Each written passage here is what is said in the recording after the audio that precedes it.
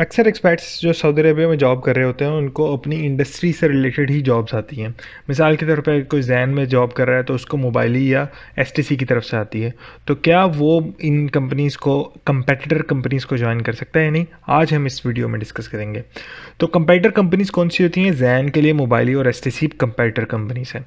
Article 83 जो है Saudi labour law का, वो एक एम्प्लॉयर को, कंपनी को इजाज़त देता है कि वो अपने एम्प्लॉय को यानी वर्कर को रोक सकें कि वो कंपेटिटर की कंपनी ज्वाइन करें, या फिर आपकी जो कॉन्फिडेंशियल इन्फॉर्मेशन है या फिर ट्रेड सीक्रेट्स हैं, बिजनेस सीक्रेट्स हैं, वो दूसरे को बारे में बताएं। चलिए चलते हैं आर्टिकल 83 क्या कहता है। आर्टिकल 83 कहता है कि अगर एक एम्प्लॉय का डायरेक्ट कांटेक्ट है एम्प्लॉयर के कस्टमर्स के साथ या फिर उनके बिजनेस सीक्रेट्स वगैरह उसको पता है, तो फिर एम्प्लॉयर क्या कर सकता है, जब वो बंदा कॉन्ट्रैक्ट साइन कर रहा होता है तो उस वक्त एक क्लॉज ऐड कर देता है कॉन्ट्रैक्ट के अंदर, कि उस क्लॉज के अंदर ये लिखा होता है कि आप एक नई कंपनी नहीं ज्वाइन कर सकते 2 साल तक। मैक्सिमम पीरियड है इसका, आप अपनी कंपेटिटर कंपनी नहीं ज्वाइन कर सकते 2 साल तक, तो इसका मैक्सिमम पीरियड 2 साल है। या फिर आप खुद एक कंपनी नहीं खोल सकते एज कंपेटिटर, यानी अपने उसके कंपटीशन पे आप नहीं खोल सकते, इसका भी मैक्सिमम पीरियड 2 साल है। और जो तीसरी क्लॉज वो ऐड कर सकता है वो है कि आप कोई भी कॉन्फिडेंशियल इन्फॉर्मेशन जो है, जो यानी कि जो इन्फॉर्मेशन आपको अपने अपने जॉब करने से मिली है, वो 10 साल तक किसी दूसरे को बता नहीं सकते हैं। यानी जॉब रिलेटेड इन्फॉर्मेशन कोई आप किसी और को नहीं डिस्क्लोज़ कर सकते। लेकिन अगर इस क्लॉज को उसको वैलिड करना है तो इसको आपके साथ यानी एम्प्लॉयर और एम्प्लॉय के दरमियान ये इसका एक एग्रीमेंट राइटिंग में होना चाहिए। अगर कोई राइटिंग में एग्रीमेंट नहीं है, आपसे कभी एम्प्लॉयर ने इसके बारे में साइन नहीं कराए, तो वो एम्प्लॉयर आपको नहीं रोक सकता एक कंपेटिटर को ज्वाइन करने से। अगर कोई एम्प्लॉई ने इसके ऊपर सिग्नेचर किए हुए हैं कॉन्ट्रैक्ट के ऊपर और फिर भी वो कंपेटिटर की कंपनी ज्वाइन करता है, तो फिर आर्टिकल 83 सब सेक्शन 3 के तहत उसका जो एम्प्लॉयर है, जो प्रीवियस एम्प्लॉयर है, वो उसको 1 साल के अंदर अंदर लेबर कोर्ट में ले जा सकता है। अब आगे चलते हैं कि आप किस तरह दूसरे की कंपनी ज्वाइन करेंगे।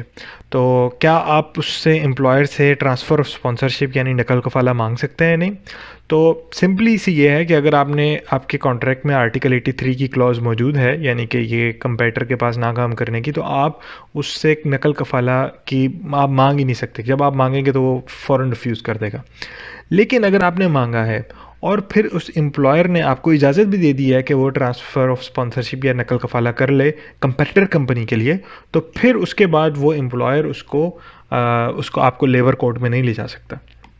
कुछ लोग क्या करते हैं, वो ट्रिक चलते हैं, वो अपनी कंपनी यानी एक मिसाल के तौर पे जैन से वो ट्रांसफ़र उठाते हैं किसी एबीसी मुअस्ससे की तरफ, और फिर एबीसी मुअस्ससे से दोबारा ट्रांसफ़र उठाते हैं मोबाइली की तरफ, यानी वो एक डमी कंपनी से ट्रांसफ़र लेते हैं।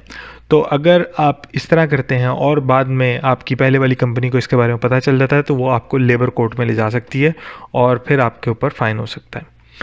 अब अगली बात, एक क्वेश्चन है कि क्या आप फाइनल एग्जिट पे जाके न्यू वीज़ा पे अपने कंपेटिटर को ज्वाइन कर सकते हैं? नहीं। ज़्यादातर लोग जिन्होंने आर्टिकल 83 का कॉन्ट्रैक्ट साइन किया होता है, वो यही करते हैं कि वो फाइनल एग्जिट पे चले जाते हैं और उसके बाद फिर सऊदी अरेबिया में दोबारा आते हैं और फिर वो अपना न्यू वर्क वीज़ा पे आते हैं और वो अपने कंपेटिटर के पास जॉब शुरू कर देते हैं। वो अपना मोबाइल नंबर और सब कुछ सोशल मीडिया अकाउंट्स बंद कर देते हैं, तो ताकि उनका जो पुराने कफील से उसका कोई रब्ता ना हो सके। सऊदी एम्बेसी या सऊदी इमिग्रेशन जो है इस बारे में एक बिल्कुल भी इंटरवेन नहीं करती, वो बिल्कुल आपको नहीं रोकेगी ऐसा करने से। तो होता क्या है, प्रॉब्लम कहाँ है?